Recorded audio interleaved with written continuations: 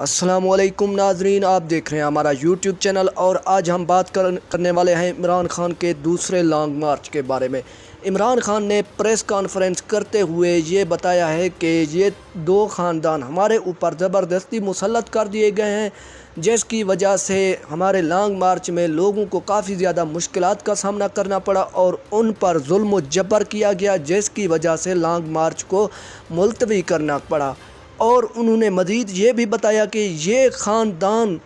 ان کو جیلوں میں ہونا چاہیے، کیونکہ اس طرح کا کام صرف کرمنلز ہی کر سکتے ہیں، کیونکہ انہوں نے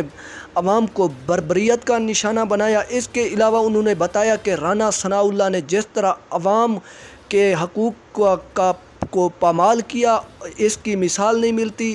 اور انہوں نے یہ بھی بتایا کہ دوسرا لانگ مارچ ہم پوری تیاری کے ساتھ شروع کریں گے، اور عمران خان نے یہ بھی کہا کہ